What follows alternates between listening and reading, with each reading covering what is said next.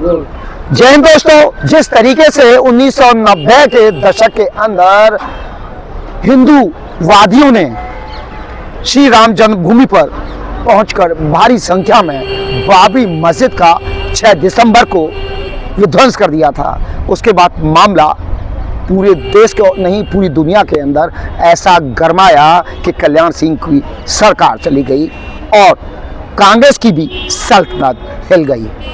आज उसी बाबरी मस्जिद के नाम पर पश्चिमी बंगाल में आग लगाने का काम किया जा रहा है और यह काम और कोई नहीं बल्कि तृणमूल कांग्रेस यानी ममता दीदी के खासम खास हुमायूं जो कि विधायक हैं, बेशक उनको बेदखल कर दिया गया है, तृणमूल कांग्रेस को उनको वहां से बर्खास्त कर दिया गया है, लेकिन सियासतदान बताते हैं, सूत्र बताते हैं कि पूरा का पूरा समर्थन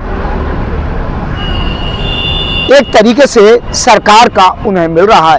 यही कारण है कि 5 से 10 लाख आदमी मुर्शिदाबाद में पहुंचकर जन समर्थन के साथ वहां पर बाबरी के नाम पर एक ऐसी सियासत तैयार की जा रही है जो पूरे देश के अंदर मैसेज देने का काम कर रही है, संदेश के देने का काम कर रही है।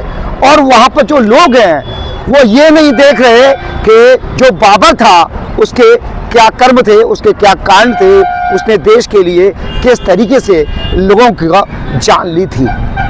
कई बार कई मीडिया हाउसेस ने जाने की बात की कोशिश की आम आदमी से, तो उनसे पूछा कि आपको पता है बाबर क्या था, तो उनका साफ कहना था मैं बाबर से मतलब नहीं है। हमें 1990 में उत्तर प्रदेश की अयोध्या में जो बाबरी मस्जिद ढाई गई थी वो बाबरी मस्जिद यहाँ पर बनाई जा रही है, वो हमारे नेता बना रहे हैं। आप सोचिए किस तरीके से इन लोगों के अंदर जहर घोला गया है। एक बार फिर यह मामला गरमाता हुआ दिखाई दे रहा है और देश की सियासत एक बार फिर पश्चिमी बंगाल पर साबित हो गई। हमारे साथ हैं हिंदूवादी नेता अवतार सिंह गिल, उनसे सीधे बात करेंगे बगैर किसी रोक टोक के। अवतार जी, जिस तरीके से देश में 1990 में एक आक्रमणकारी, एक ऐसे आक्रांतक की सबूत को नेस्तनाबूद किया गया था जिससे सभी देशवासियों को गर्व होना चाहिए थे, लेकिन आज वही बाबरी को लेकर सियासत की जा रही है और लोगों में विद्रोह की भावना फैलाने का प्रयास किया जा रहा है और लोगों के अंदर इस तरीके का मिसाल पेश की जा रही है जो कि देश में कहीं ना कहीं चिंगारी फूकने का काम करती है। क्या कहेंगे इसको लेकर आप? देखिए, पहली बात तो ये है कि आप लोगों ने, मीडिया ने, अच्छी बात है कि बाबर को फेमस कर रखा है। बाबर है कौन था? जी जी, मैंने अभी पहले भी किसी इंटरव्यू में कहा था, मैं दोबारा चाहूंगा कि वो बाबर ना इंसान था, ना आदमी ना औरत। जी, जैसे कहते हैं ना किसी का पति मर जाता है, जी जी जी, या किसी पत्नी का आदमी मर जाता है या आदमी का, मैं उसकी गिनती उसमें करता हूँ। जी जी जी जी, मैं उसकी गिनती, मगर साथ ही साथ जी जी 1990 के अंदर हुआ, जी जी जी, और अभी हाल ही के अंदर जी जी जी, जिस प्रकार से अयोध्या फैसला आया, जी, हिंदुस्तान ने बड़े शांतिपूर्वक स्वागत किया जी, और स्वागत करने के बाद में वहाँ अयोध्या का निर्माण कार्य चालू हुआ जी, और भव्य मंदिर बन रहा है। वहाँ पे मुसलमान समाज के लोग भी जाते हैं, दर्शन करते हैं। जी, कुछ लोग हैं, कुछ लोग जी, जी, जो इनके पूरे समाज को बदनाम करते हैं, और कुछ लोगों ने, आप भी देख लिए, उत्तर प्रदेश के अंदर मदरसों के अंदर हथियार निकल रहे हैं, तलवारें निकल रही हैं, कहीं ना कहीं ये षड्यंत्र बहुत बुरे तरीके से किया जा रहा है और यहाँ के लोग, कुछ लोग पूरे मुसलमान समाज को बदनाम कर रहे हैं, कार्य कर रहे हैं। अवतार जी, जिस तरीके से तृणमूल का जो रवैया रहा है मुसलमानों के प्रति और जिस तरीके से हुमायूं को बाहर का रास्ता दिखाई दिया, आपको नहीं लगता है सिर्फ दिखाने के लिए ये तृणमूल कांग्रेस की मुखिया ने किया है? पूरा सपोर्ट ममता दीदी का है, बिल्कुल, तभी तो इतनी संख्या में जनता पहुंच गई। अगर सपोर्ट नहीं होता तो सीमाएं सील कर देनी चाहिए थी, जनता को नहीं पहुंचना चाहिए था। कहीं ना कहीं लगता है ये कोई बहुत बड़े षड्यंत्र की तैयारी है। अभी एफआईआर चल रहा है, एफआईआर के अंदर इनके पड़ोसी देश के आदमी यहाँ के आते हैं, वोट डालते हैं, अब भाग रहे हैं। अवतार जी, इसी को लेकर कह रहा हूं, अभी 2 दिन पहले ही पश्चिमी माफ कीजिएगा बांग्लादेश के अंदर एक हिंदू को दर्दनाक मौत के घाट उतार दिया गया, उसकी बॉडी को भी नहीं दिया गया। बांग्लादेश के अंदर तथाकथित बुद्धिजीवी कहूंगा उनके, तथाकथित लोगों ने आग के हवाले कर दिया, पेड़ में बांधकर उस पर कांग्रेस या विपक्ष का एक आवाज नहीं निकलती है, ना ही ममता दीदी की आवाज निकलेगी क्यों जी। क्योंकि वो चाहते ही है कि देश के अंदर दंगे भड़के, जी। मगर देश की जनता समझदार है, देश की जनता जानती है कि 70 साल से इन्होंने लूटा, जी, जी। 70 साल से लूटा और पड़ोसी देशों को बुला के यहाँ पे नौकरियां दी, जी, जी। उनको मकान दिए, राशन दिए। अब ये नहीं होगा, जो यहाँ का है वो यहाँ का रहेगा और जो बाहर का वो जाएगा बाहर। अवतार जी, एक आप इस बात को मानते हैं कि पश्चिमी बंगाल, जिसकी मुखिया समय ममता बनर्जी हैं, ममता दीदी हैं, वो कहीं ना कहीं बांग्लादेशियों को शह देने का काम कर रही हैं और देश की डेमोक्रेसी नहीं कर रही है, करती है देश की डेमोक्रेसी को गड़बड़ करने का प्रयास कर रही हैं, करती है। उनकी मानसिकता यही है कि देश में किसी तरीके दंगे भड़के, मगर देश की जनता सब जानती है। यानी SIR का जो क्या नाम है ठप्पा लगाने का प्रयास किया जा रहा है। SIR एक ऐसा सिस्टम है सरकार का जो विदेशी नागरिकों को उनके घर वापस भेजने का काम करता है।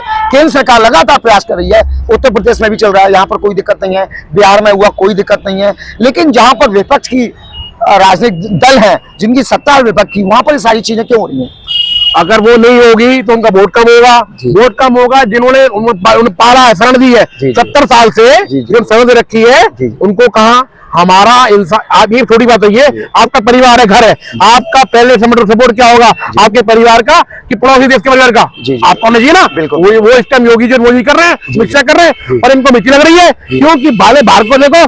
अरे तुम समझो, मैं आपके चैनल के माध्यम से कहना चाहता हूँ कि देश के अंदर सही चीज को सम्मान दिया जाएगा, गलत चीज को नहीं बर्दाश्त किया जाएगा। जो विदेशी देश के विदेशी थे उनको विदेश भेजा जाएगा या कुछ भी उसके लिए। तो हुमायूं कभी गिरफ्तार होंगे या नहीं होंगे तबड़ा मामले के बाद? आपको क्या लगता है? देखो फिर वही बात घूम के आई। हुमायूं है कौन? हुमायूं ममता बनर्जी का कठपुतली है। वो जैसा घुमा रही है वो वैसा नाच रहा है और कह देगा साथ बैठ जाएगा, बेटा नाच तो बैठ नाचेगा। और इसको नाम आप लोग ज्यादा फेमस कर रहे हो, इसको बंद करो, ये किंग कोई नहीं है। मैंने क्या कहा, इनकी औकात आज जनावर होते हैं ना, आज जनावर। तो मैं उनकी गिनती भी नहीं करता हूँ। इनके धर्म के अंदर कहा जाता है आज का नाम लेना हमारे पाप है। मैं कहता हूँ सालों ये उससे ही बदतर है। कुछ लोगों ने इनके पूरे समाज को बदनाम कर रखा है, बदनाम कर रखा है। बहुत बड़ी बात कह दी है अवतार जी ने। जिस तरीके से तृणमूल कांग्रेस के पूर्व विधायक और वर्तमान में उनका तृणमूल कांग्रेस से बेशक कोई नाता नहीं रहा हो, लेकिन पश्चिमी बंगाल की सरकार की शह कहीं ना कहीं एक तरीके से हुमायूं को शह देने का और संरक्षण देने का काम कर रही है।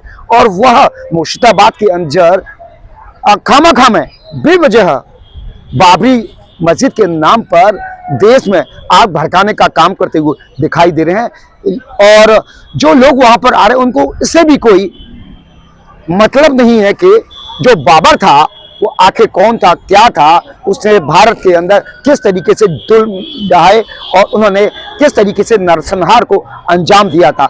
इससे उन्हें कोई सरोकार नहीं, उन्हें सिर्फ इससे मतलब है 1990 में हिंदुओं ने जिस बाबरी मस्जिद को उड़ाने का काम किया था वो पश्चिमी बंगाल में बनाई जा रही। अब देखना होगा सियासतदान, देश की सरकार और तृणमूल कांग्रेस की पश्चिम बंगाल की सरकार यानी ममता दीदी की सरकार क्या ऐसे हुमायूं को सलाखों के पीछे भेजने का काम करेंगे, ये आने वाला वक्त बताएगा। अपने सचिन के साथ प्रदीप रावत, आगरा।